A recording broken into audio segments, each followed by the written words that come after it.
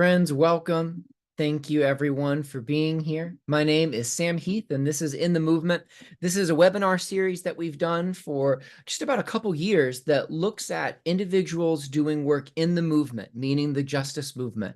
So I work with Equal Justice USA, and we're a national nonprofit. We do work around death penalty repeal, restorative justice, and community safety.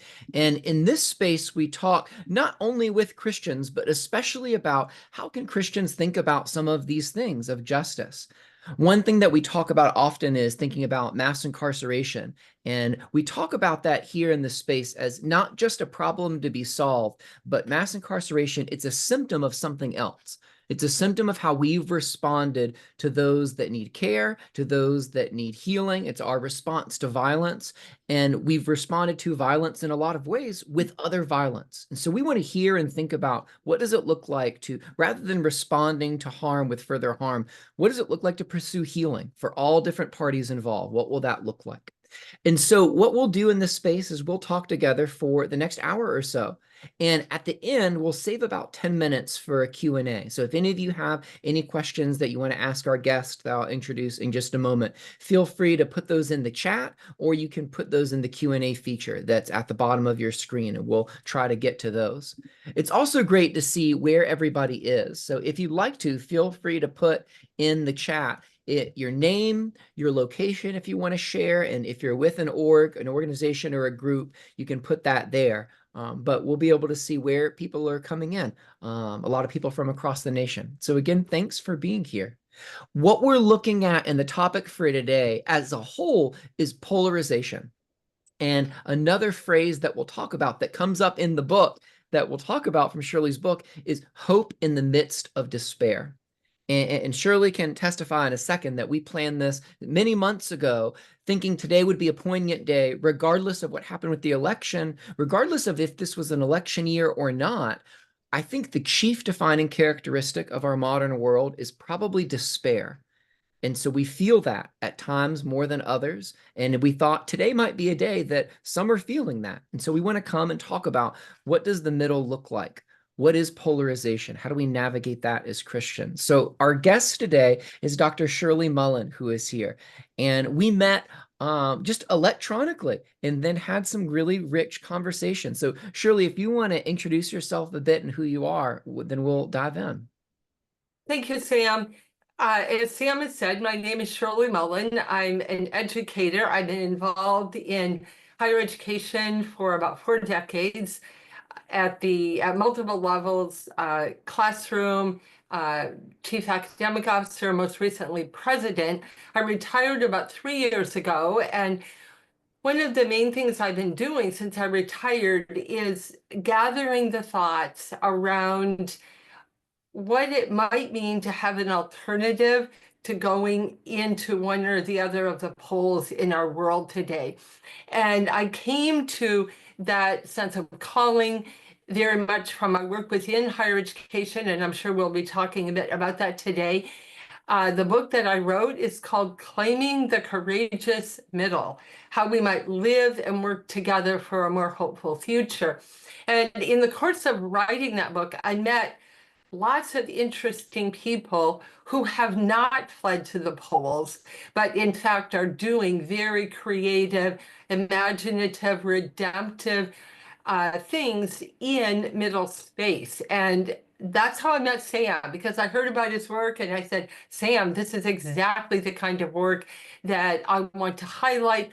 So my mission, if I can put it that way, is to try to enlarge, empower, and encourage all of those individuals around the country who are having the courage not to flee to the poles, but are really trying to do something that's not born of fear, that is born of hope.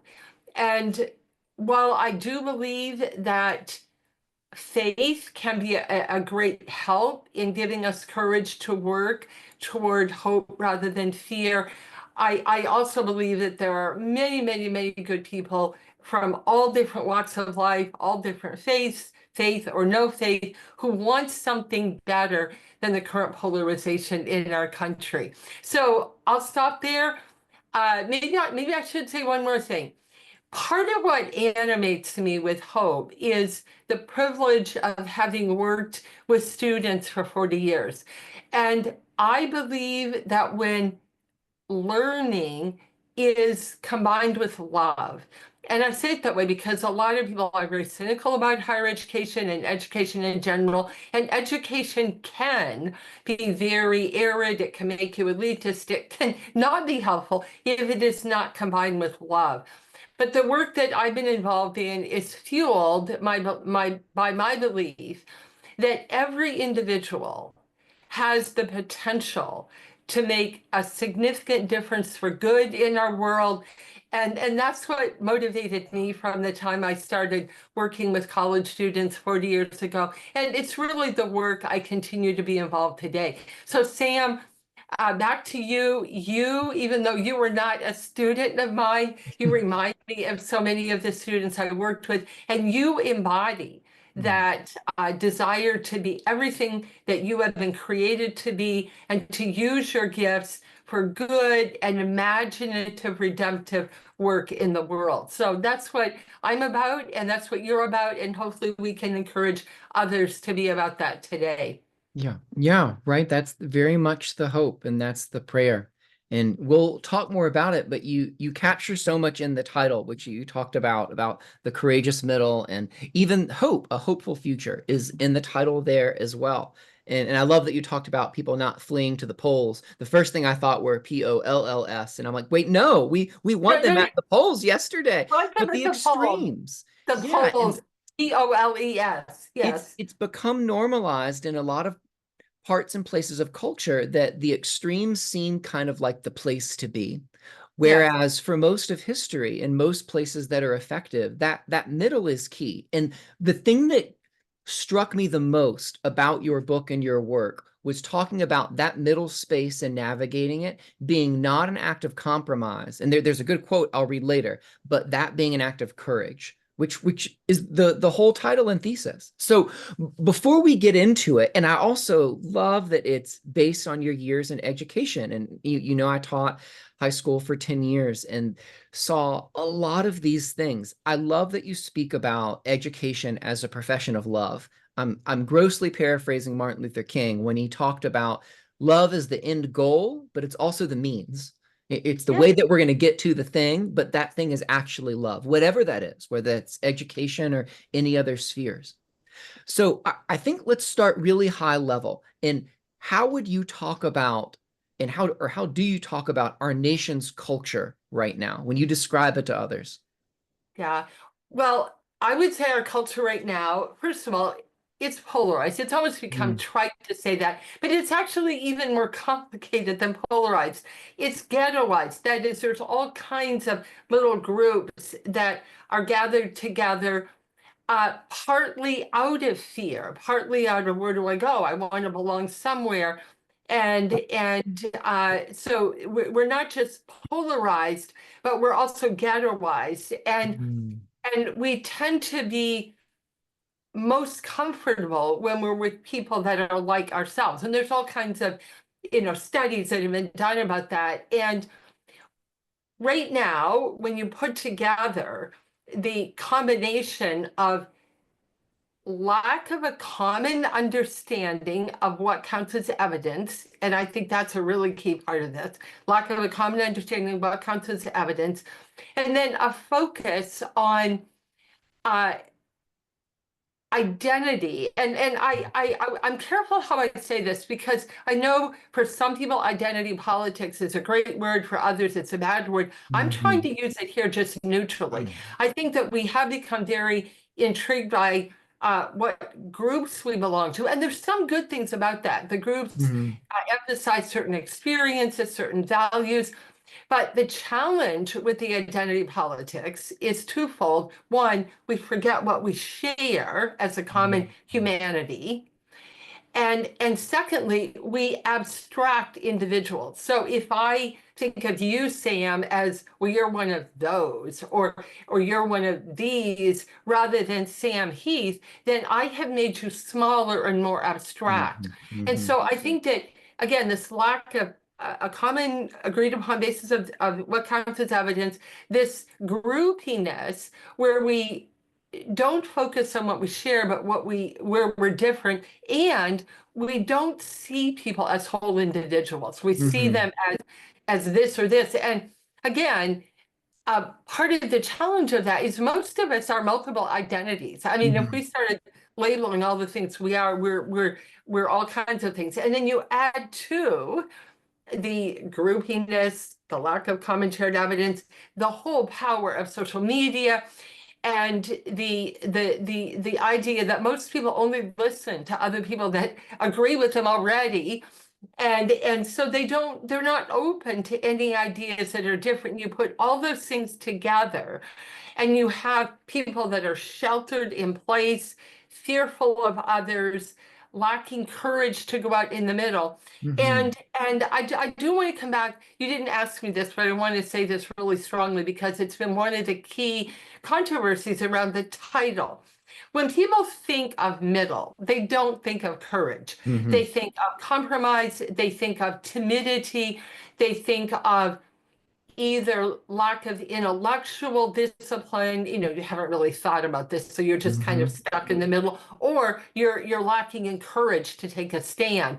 And so you sit in the middle. And so part of what I'm really taking on in the book, and something I feel so strongly about, is I'm trying to call people to, yes, the middle can be a place of timidity, but it need not be. And my challenge is it must not be if we are ever going to move the country beyond fear, beyond polarization, beyond suspicion, and really do something together. And I'll Mm-hmm. come back to the election because, up until yesterday, most people were really focused on, I want my side to win. I want my Mm-hmm. side to win. It's going to be the end of the world if my side doesn't win. Well, only one side can win. I mean, we know that. And particularly in this election where it was so complicated even to understand why people voted one way or the other. From today on, we have to figure out how to work together. And Mm-hmm. that's why this calling to a middle that is not timid, not fearful, that is courageous and hospitable and bold is so important. Anyway, Mm-hmm. that's a framing of where we are and what I hope we can get beyond in this moment. Yeah, I think that's right. And there's so much in what you said. I appreciate that you didn't zero in necessarily on anger. And I love in the counseling world how anger is spoken of as a secondary emotion, as there's always something that's underneath it. And you talked a lot about fear. And often I think maybe most often that anger is just a fear-based response. And so and even despair we could talk about is likely a fear-based response because we're longing for something. But that piece of fear seems to color so much, regardless of political party or regardless of these different ghettos that you talked about. That seems to be a connecting thread between all of those things. So I want to lift that up. You also talked about, and I would love to hear more of this, about seeing evidence. So are you taught that we have a hard time as individuals and groups seeing common evidence? Are you talking about we're not seeing a common reality and therefore can't move forward? What do you mean by evidence? Well, so I could go off in a lot of different directions. So let me try to be as simple as I can be. So uh, if you think of argument, and most people that have strong opinions about things, their first instinct is to argue, is to try to make a case rationally, or make a case with statistics. Well, part of what has been happening, and some would say for the last 150 years, I mean, when you talk about some of the cynicism that, well, people aren't really making arguments directly, they're really power plays using words. So that idea that reasonable arguments are not just grounded in reason, they're grounded in a desire for power. So Mm-hmm. that suspicion about language, that's Mm-hmm. part of it. Mm-hmm. But I also think, Sam, to make it much more practical, uh, all of the talk about fake news, I mean, people just don't know what to believe anymore. So I think that's part of what we're saying. And then there's lots of cynicism around statistics. I think coming through COVID, where people were like, well, we thought we were supposed to believe this about science, and now we're not really sure. And then Mhm. all of these articles about the fabrication of evidence. I mean, there's so many things Right. that are making people doubt. Well, I don't really know if that's rational or if that's something I can count on. So that's part of what we're talking about. Yeah. But I also want to raise Yeah. another point. I was just talking to a recent college student on Saturday, and this is someone who, again, very rational, very bright, someone who could be on a debate team, where you really highlight what are the best arguments for something. And she said something interesting to me, Sam, which I think is relevant to this. She said, I found out that when I try to argue with someone, it just sends people back into their shell and into their fear. Because, first of all, if they don't think they're as smart as the person raising the argument, they're going to be intimidated. Hmm. Uh, if they don't think they have a better argument, they're going to be intimidated. And so when I'm talking about this lack of common evidence, I'm not just making a theoretical point, I'm also making a practical point that before we start spouting why we believe something is true, we need to step back and find out why the other person believes what they believe. Hmm. So, so this idea of not having a common basis of evidence, again, it's both theoretical, and again, Hmm. that's where I was giving lots of the history of how we got to this place. But I think right now, in this moment in our society, I want to emphasize that practical thing. Hmm. If I don't know why you, Sam, came to the belief you have, I might be saying something that's just absolutely talking past you. Hmm. And maybe you believe what you believe, not because you read a book and had a 5-point argument, but maybe it's because you were brought up in a certain kind of family or you had a certain kind of experience as a child, and you don't even necessarily give 5 reasons for why you think the way you do. You give an experience. Right. So Right. A so story. yeah, you give a story. And so Yeah. this idea, so I'm talking about lack of common evidence. I think the typical Western way, the typical academic way, if I can say it that way, the typical legal way is to think that, well, we just need to give reasons. We need to give arguments, Hmm. logical arguments. But when you are hurting, when you are fearful, you're often not in a place where you can even hear an argument. You need to have someone listen to why you are in that place. And again, once you've listened to why they're in that place, you're probably going to be in a better place to be able to speak in a way that they might be able to hear what you have to say. Yeah. Anyway, so those are some thoughts around that notion of the complexity of evidence and giving Hmm. reasons for why you Hmm. think things. I spend a lot of my time talking with people about the death penalty and have found a couple things that match with so much of what you said. One is that with the death penalty, it is often more interesting and revealing to have people share how did they come to their view on it rather than just what the view is. That Yes, story, that journey, especially keeping in mind that over the years that position will likely change or at least nuance. right. And the other thing is that just what you said, people are not moved only by statistics or data, though that's important. It's stories and it's proximity to stories or to those who have an experience. And that's true in so many areas and issues and matters beyond just something as specific as the death penalty. But I think it shows that we're relational, that we're narrative beings and we're relational beings. And we need that proximity to a story to really empathize and start to consider or reconsider our view. And yet, our culture prevents that in most spaces. So, Yeah, if go ahead. No, go fear, ahead. if fear is perhaps the defining feature of culture now, how did we get to that place? And sometimes I begin the webinar by saying the most repeated command in scripture is do not fear. And yet Yeah, the criminal legal system and every other area seems built off of fear. How did that happen? yeah. Well, lots of ways of coming at that, Sam. I mean, as a person of faith, I would say that when we are driven by fear, we are allowing ourselves to fall short of our Mm, calling. So if I'm speaking to people uh, who are also grounded in faith, I would start from that point that we are called to mhm, hope, not fear. But again, there are many, many, many good people in our country who either are very disillusioned by faith of any sort and want to just focus on reason. mhm, I think anytime we encounter things that we don't feel in control of, we go the route of fear. mhm, And I think that anytime we're in the presence of something we can't fix, we go to fear because as human beings, we have been told that we should be problem solvers.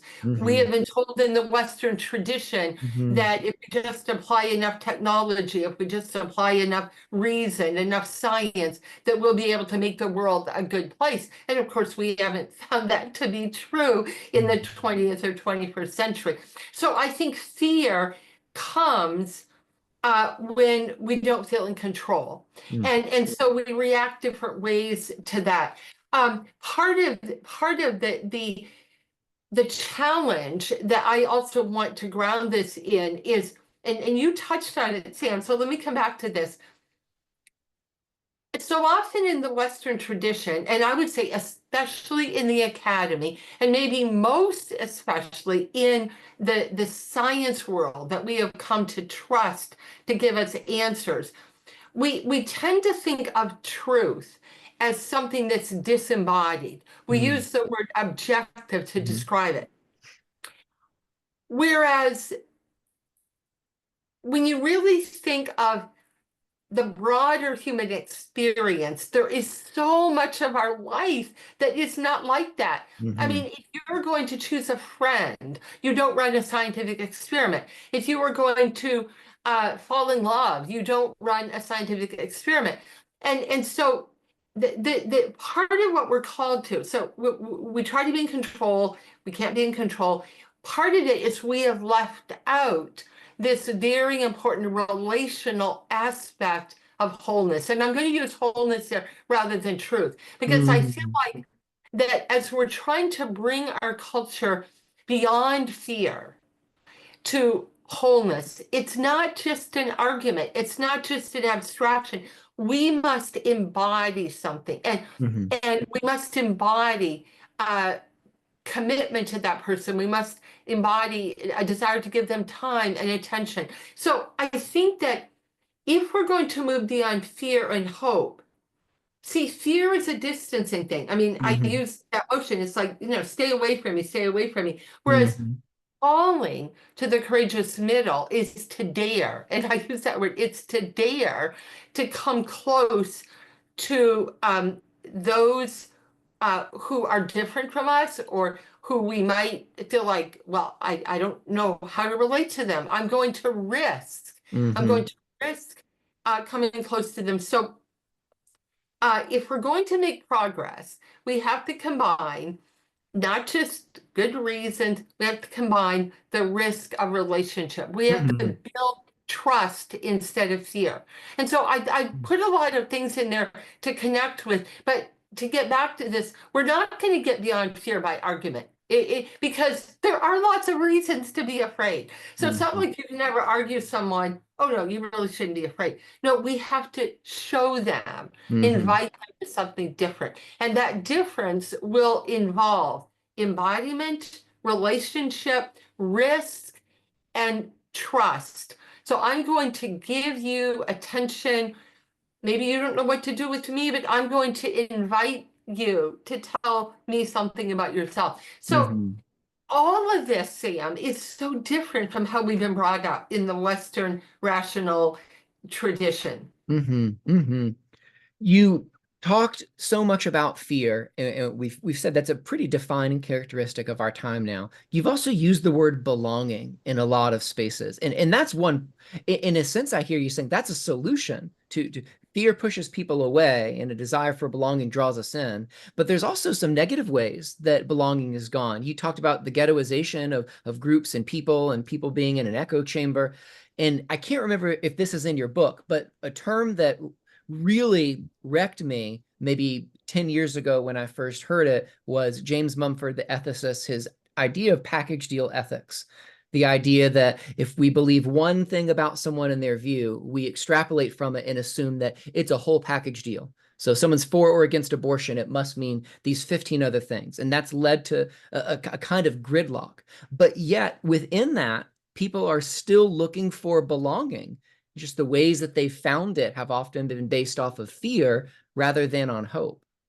Well, and again, belonging by itself is a good thing. I think we Mm-hmm. were made for fellowship and Mm-hmm. relationship and that. But see, again, in times of fear, we seek. Well, it matters where we try to belong. I guess I Right. would say that. So the desire to belong is a good thing, but depending on uh, where we choose to belong, and then how we frame that belonging of space. I mean, and by the way, I mean, there's lots of sociology, lots of all kinds of disciplines that attend to this. Because see, if you make an in-group, and part of how you define in-group is by those who are not like you, then you are going to really become narrower and narrower and narrower. So part of this work of the courageous middle, as I call it, is creating a kind of belonging that is grounded in hope, not fear, that is grounded in seeking to include people who don't share everything that we believe, but share a desire maybe to improve your community. I mean, there's all Mm-hmm. kinds of different ways that you can come together for this, what I call courageous middle space work. It might be very practical work, like dealing with healthcare in your community. I mean, you're involved in very practical middle space work right now in the Mm-hmm. incarceration system. So part of it has to do with how we structure the communities of belonging. Are they open-ended? Are they ones where we think we're superior to everyone else? Are Right. they ones where we think that we're better than everyone else? I mean, we haven't used the word humility here. But Mm. see, part of what is problematic when we are driven by fear, uh, and I'm going to say something that's a little counterintuitive here. When we're driven by fear, we do not have the confidence to be humble and make space for Mm. others. So sometimes you think of confidence and humility as opposites, but they're actually not. I mean, true confidence. When you are confident of who you are, you can make space for others. When you are confident of what you believe, you can make space for those who think differently because you want to know if there are Mm-hmm. things you missed. You want to Mm-hmm. know if there's a larger vision of the things you care about or the beliefs you have. And so fear makes us unwilling to risk that kind of humility that opens up space for others. So anyway, let me summarize that because we've got a lot of things in there. So fear drives us to belonging. Belonging by itself is certainly not a bad thing. It's a good thing because we're not made to be alone. But we Mm-hmm. have to be careful. What are the traits of that community that we decide to belong to? Is Mm-hmm. it relational? Is it exclusive? So again, it's the kind of belonging we do. Mm-hmm. And what I'm trying to advocate for in this work of the courageous middle is that rather than having a society that seeks um, the security of a group where everybody agrees with everything you think. And by the way, it ties to your point about package deal ethics. Oh, that's one of those people. They believe Mm-hmm. this, so then I can put them in a box. And see, again, when we're afraid, we want to be able to put everyone in a box. Mm-hmm. Mm-hmm. The work of middle space requires a vulnerability. It requires a confidence that I can go out and make space for you I have my own views. I know I believe what I do, but I want to continue learning. I want to continue hearing from you and knowing why you believe what you believe. And again, Mhm. the value here, I'm going to repeat myself because this is a thing that people can't seem to really believe. The value here is not so you end up in some mushy compromise, but Mhm. it's rather that you end up with a larger vision of the truth or a larger imagination to solve problems, you know. So it's about making the truth bigger, not about compromising. I just really want to Mhm. emphasize that because that seems to be the thing that people are so worried about the middle, that we'll all end up in mushy, Mhm. um, timidity. And no, it's this is where there's the potential to actually create more hopefulness and actually more joy. We haven't used Yeah. that word joy, but there's nothing joyful in fear. Yeah. Yeah. Absolutely. I think about belonging, and I think also about a book I just finished reading, The Great Dechurching. And it seems like culturally where we are now, people are looking for belonging, maybe more than ever before, but they're not going to the church. Now, at the same time, discussion of faith and religion is up and high and out in the public square, but yet church attendance is incredibly low and dramatically so. I think the statistic was 40 million people in about the last 25 years have left the church, which is more than the Yeah. first and second Great Awakening and the Billy Graham revivals combined of those that came in or were saved in those spaces. So we're talking about, as they would call in the book, the greatest shift in church in our nation's history. All that to say, the church has something beautiful to offer, but that's not where people are going for belonging. They're looking to other spaces, Yeah. and there are a lot of options. Well, and here therein is a great tragedy. I mean, you mentioned several books, Sam, and they're all good. One of the other books that I found really helpful. I mean, Robert Putnam does so much work with religion in the public space, and Hmm. this is not his most recent book, but it's one that it was actually done early in the 21st century, American Grace. It traced religion in America over the last 50 years. And the reason I mention it here, it's relevant to your point. He traces how we got to the point where people choose their religion by their politics. They don't choose their Hmm. politics by their religion. And see, and Hmm. I say this because see, if the church is ever to become again a place of welcome and belonging and surprise, Mm. going to have to be renewed to the point where people are taking seriously the gospel of Jesus Christ and not just letting their religion be shaped by their political ideals. And again, we could go off and explore all the things that Putnam does in his very large and excellent book about how we got to that. But I say this because as I've been talking to young people, and this is what I used to say to the graduates of Houghton when I would speak to the seniors, I would say, your first job is to complicate the stereotypes of Christianity and Mm. the stereotypes of evangelicalism, Hmm. because in many people's mind right now, and of course you know this, Sam, evangelical and even Christian has become a political term, Right. not a term that draws people to the love and Right. grace of Jesus Christ. And so I feel, I mean, again, I want to be careful because the work of the courageous middle is not limited to people of faith, but Right. I'm passionate about challenging people of faith because I believe that people of faith have the tools to do something different in the world than what they're known for right now. So Hmm. anyway, on that, but my prayer is that we'll have a new kind of revival. And I know even that term is overused right now, but a new kind of awakening because uh, as I talk about in my book,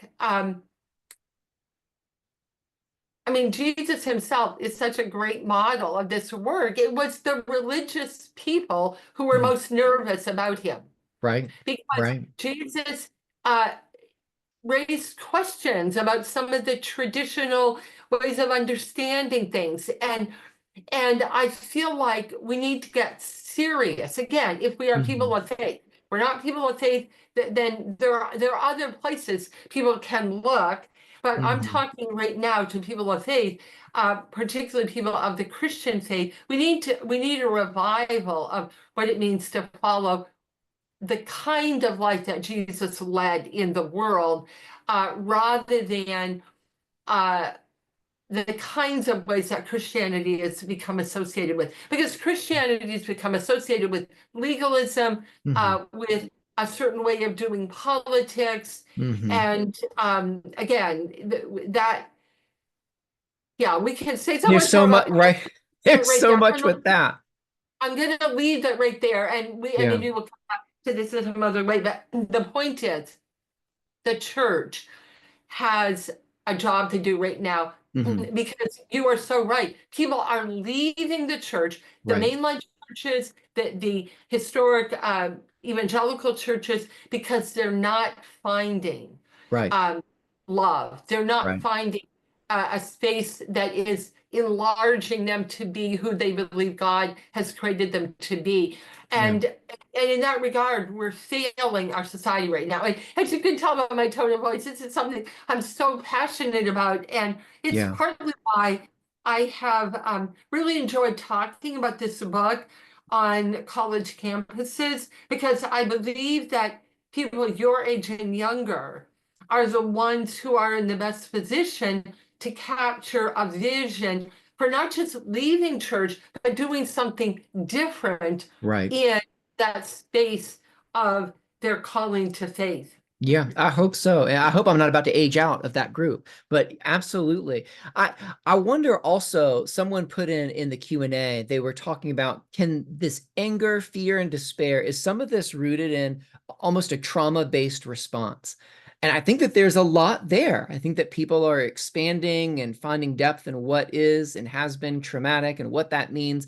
And I think that the church as a whole, to your point, Shirley, isn't giving them a story that's matching on with their experience. Now, Yes. some churches are. There's an incredible movement, at least in the ACNA, the Anglican world, about trauma-safe churches and other Yes. spaces too. But that's not a popular level discussion within the church. And that, to again, with what you said, that's Well, one way the church seems to be failing, giving a way to navigate the world to people. yes.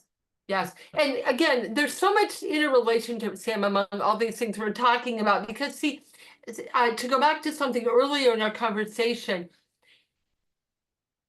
there is a way of viewing religion as a series of doctrines, a Mhm. series of right beliefs. And I think right now, in this whole, like, again, you've alluded to it, when Christianity becomes only a political movement, it's associated, well, where are you on this position? Where are you in this position? Where are you in? So it's like we're checking the boxes. And we think of religion as, well, those are those people that have right beliefs. Mm. And again, I want to be very careful how I say this next thing, because I'm all about seeking true beliefs. But when we think about the work of Jesus Christ and the work of God the Father, the whole of the Old and New Testament is about God's dealing with real people. Mhm. Doctrine emerges out of story. Mm. Doctrine emerges out of God's interaction with Abraham and then with Isaac and Mhm. Jacob and Leah and Rachel and Esther. And I mean, and see, and again, these are all such complicated topics, but they're so important. See, uh, people are afraid of story, and Mm. partly because when they think about story, it's like, well, is it a true story? Is it a false story? Is it? I mean, how do we know? Well, there are stories that are truer and others, and I'm a historian, and that's what historians do. They try to sort out, how do we determine what are more reliable stories and less reliable. But you have to start with hearing the story. Mhm. And often in the church, again, for understandable historical reasons, we become very preoccupied, as if being a follower of Jesus is about having certain political positions, having certain like beliefs, and somehow it never touches the Mm. pain and the Mhm. suffering that people are having. And so um I, something because you read the book, I believe that part of what we need to call for in this time is a renewal of the form in which scripture was actually given. Scripture is a series, almost all of God's dealings with human beings. Mhm. Now, there are certain sections of scripture, you could say, well, the Ten Commandments. I mean, that's 10 things we're supposed to do. But most of scripture is about God's interaction with people, and they have Mhm. pain, and some of the stories are really awful, but God doesn't walk away. Mhm. And somehow we need a retooling, and you're right, some churches are doing this. We need a retooling in the church that takes seriously psychological pain, Mhm. trauma, and also listening to people's stories and meeting their story with embodied love and care. Right. And again, even as I'm talking, I'm so aware that binaries are so much easier than talking Mm. about the complexity of reality. Because, like, Mhm. even just think what I said. So many people are going to hear what I'm saying as, oh, she's about feeling, not true. And I'm like, Mhm. no, no, because the gospel brings together the truths of the head and the truths of the heart. I mean, when Mhm. Jesus said, I've not come to destroy the law, but to fulfill it. Right.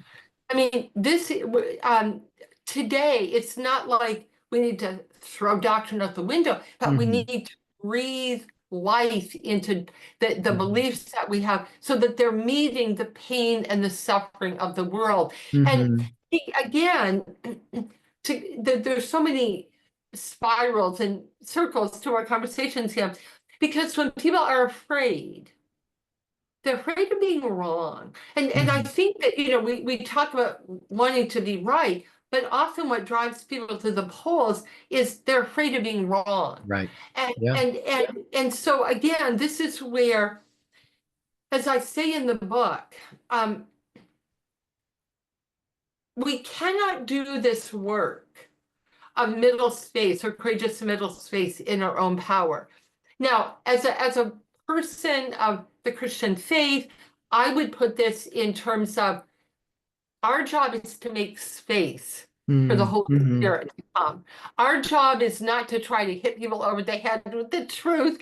Our job Mhm. is Mhm. to be hospitable agents um, of invitation that invite conversation, that enlarges people seeing, because again, we haven't used metaphors of vision, but that's so important. Mhm. What are you seeing? What are you feeling? So we give people space to tell those stories, and then the Holy Spirit is at work in that group. Now, people who are not part of the faith community, um, I don't know what language they would prefer to use, but I do know historically, I mean, John Stuart Mill in the 19th century, part of his confidence in free speech was if you really get all the statements made, the truth will win out. Now, that might sound Mhm. naive to some people today, but there are a lot of good people that believe in the power of truth or the Mhm. power of goodness if it is allowed the freedom to work. Mhm. And so Mhm. again, I feel like uh, if we're going to renew the church, we have to we have to do what Jesus' disciples did. Like I've Mhm. just been reading recently in the Gospel of John. They talk about we're witnesses of Mhm. what we have seen and heard. They don't start out making an argument. Right. And again, to link this back to your example of the church, if we're going to meet the needs of people today, we have to behave more like what I would call witnesses, like, well, let me Mhm. tell you what I've experienced. Let me tell you what I've seen. Let me tell you Right. what I've heard. Right. The Not, story. Absolutely. The Yeah. story, And the not, relationship. So and the such a relationship, yeah. exactly. Such a thread in all you're saying is relationship. I mean, even the Ten Commandments or the whole Mosaic Law, it was mediated by a Yeah. relationship that was still at the center. But notice all of this. And one of the things that we haven't talked about, but I think we have to be honest about, and you know about this, Sam, in your work, when you are doing this work, it is costly. It is Mm-hmm. costly because when you come to the middle, when you leave the security of the people who think exactly like you think, I mean, they can think you're betraying them. They Right. can think, oh, Sam, well, what's your problem? Why don't you think we're good enough for you? I mean, there's all kinds of ways in which people at the polls make you feel like you're betraying them. So Right. part of coming to the middle, you have to continue to attend to maintaining trust with people that care about you and that you care about. And there's incredible risk involved. And it's a very costly work, which is, again, why I come back to this idea that the work in the middle will take courage. And it's so Mm-hmm. interesting, Dan, because whenever I've talked about this in a person-to-person group, the first thing someone says is, well, you're going to get hit from both sides. And they always say it as if they thought they're the first person who said it. And I'm like, yeah, that's exactly what Right. happens. Right. But so there's a sense in which um, you have to be ready. And this gets me to a point that you haven't asked about, but it's implicit in what we've talked about. Um, Everybody who gets involved in this courageous middle space work is going to look slightly different from every other person because we do this work of middle space out of our own stories. And Mm-hmm. so you know, because you read the book, I always encourage people to think about, where is it in your life that you feel like you don't quite fit? You have people on either side of you who trust you more than they trust those people over there. And I used that phrase to a group of college students recently that I was talking with out in California, and they all knew what I was talking about. Mm-hmm. So you have to think, this is not abstract work. It's not out in outer space. It's work where you are. Mm-hmm. Where do Mm-hmm. you feel that you have people on both sides who trust you more than they trust those other people? And then you ask, where have I been prepared by my story to be a bridge builder or a translator? I like that metaphor, a translator, an Mm-hmm. interpreter. I mean, again, your story is such a great example. The minute you encountered a friend who had experienced incarceration, it was no longer, oh, those people who are in prison. It's like, no, this is someone I know. Mm-hmm. And so all middle space work comes out of an understanding of where we are trusted by people on both sides and understand something about people on both sides of us, and therefore have a responsibility not to just leave the room, not to just chicken out, or not to just make ourselves smaller, but to enter into, again, that invitational work of, it Mm-hmm. is not going to happen all at once, it's step by step, but that middle space work. So it's very lonely work. This is where I'm going with this. It's very lonely work, but Mm-hmm.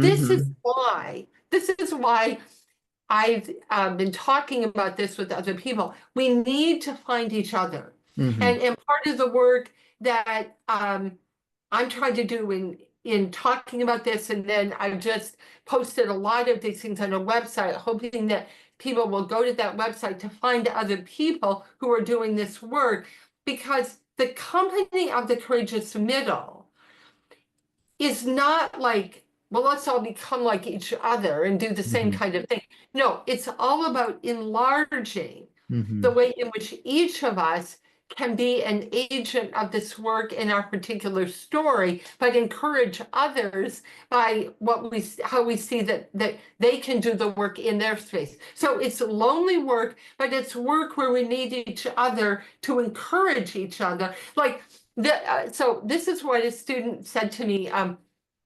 Again, this was another conversation with a college student. They said, wow, you really hit it when you said about not quite fitting. But it was so encouraging to me to know that I'm not alone in not quite Mm, fitting. And I yeah. thought that captured it, Sam, that the more we meet other people who are trying to do this kind of work in middle space, Hmm. wherever it is, in the church, in the public space, in politics, in education, the more we know that we're not alone in doing that. And hopefully, the collective impact of this really will make a difference in our society and around the world. Hmm. I think about Christine Pohl's book, Making Room, which is all about Yes, hospitality. And you've yes, used that word a few times, especially the yes, idea of invitation. And I yes, sometimes say to people, my job is not to argue, convince, or cajole, but it's to invite people into yes. imagining something different. In my case, what would our response to violence and harm look like if we had the position of healing rather than punishment? Come into that space and think through what that could be. But that invitation piece is huge. Well, can I just say something on that one quick thing? So, and you're talking, I realize about the incarceration side of it, but in talking with again, a recent grad who is working in the legal space, and the person read the book and said, "Oh my goodness, this was so helpful because the whole legal world is set up to Mm, protect rightness and to prove the wrongness of this yes. other party." And this young person said, "Oh, it was so helpful to realize that if I can help this person to realize that they're actually better off if they don't try to totally rule out this other person and make everything about win-lose, that everybody is better off." So Hmm. again, so much of this is about not just, it's about not just wanting to be right, but it's about being willing to have a larger vision of rightness that Hmm. might include others that you think are disagreeing with you right now. Right. And require them. I Yes. want to read one quote from your book, and I'll put it in the chat, and we'll move towards closing in a few minutes. But you Yep. say translating one's principles into practice often requires creativity, imagination, and attention to the particularity of the circumstances. Sometimes there's a tension between two of our beliefs, and sometimes in a fallen world, true goods can be in tension. And I feel that's what you're just saying, that exactly what you described there, living in that tension, it requires other people and to complicate our lives and to see Yes. that not as a negative thing and to see that relationship as a beautifully complicating factor that moves us toward empathy and moves us towards movement more than anything else can, especially data. Well, and again, to take the form of that quote, so often the binaries that we get caught in our society and the arguments we get into. I mean, ethics is so often framed as a dilemma between this good and this good. And see, Mm-hmm. you get caught in binaries. And again, most of the polarization, I mean, think about the abortion discussion, and I know there's so many complexities there, but I mean, so often what creates the polarities is the one side is like, well, I'm primarily concerned about the women's rights and this, and the other Mm-hmm. one's concerned about the unborn child. And you want to say, well, wait a minute, what if we had a larger picture of all of this? And of course, that's the work that Right. Shirley Rosati does, and I talk about that in the book. But again, Mm-hmm. I'm just choosing that because that's such an obvious example. Right. But I mean, whether it's education, whether it's healthcare, see, we go to the parts of the truth that we're most clear about or we're most afraid others will miss, and binaries are all around us. So this work of the courageous middle is not to convince you, Sam, that well, your idea is wrong. I mean, maybe it needs to be enlarged, maybe it needs to be enriched. And maybe there is some part of it that's inaccurate. So Mm-hmm. I'm not trying. I want to say that part too, because I'm not saying that we all have to become relativists. That's Right. not the point of this either. But it's the idea that that most of our binaries in our society today, particularly when you have good people involved, people who want to do good, and there's so many who are on either side. It's because they see this part and they're so afraid of losing that part of the truth that they can't entertain this over here. And see, what the work of the courageous middle is about is inviting people to come, maybe to see that from their perspective, they see part of the truth, but maybe if they entered into someone else's experience, they could have a larger vision. It's that marvelous quote from Pascal where he says, nobody wants to be told they're entirely wrong, but Yeah. most people don't mind being told that they don't have the entire picture. So Yeah. the work of the courageous middle is bringing people to imagine that there's more truth than they have had. There's more trauma than maybe they've understood in the world. And so it's not about making people have a smaller world. It's a bigger world. It's not a more mushy world. It's a more clear world. So anyway, imagination, creativity, and of course, I didn't add in that space, but this is where that work of the Holy Spirit, redemptive work, calling us beyond our partial seeing, calling us to greater wholeness. And I mean, this is, and again, you can tell by my tone of voice, the adventure of this Right. is Right. so much more interesting It's than just, expansive. oh, Yeah. it's expansive. It leads to a brighter world. It does. It does. Yeah. And so much more interesting than just hanging around people that think exactly like us, where everyone's patting us on the back and say, oh, you're so right, you're so right, you're so right. No, let's dare to venture out and listen, give attention. And again, we do it not in the abstract, but everyone who's hearing this today, think about your own life. Where do you have people who trust you more than they trust people on the other side of you? Where do you have what we might call bilingual experiences, Yes.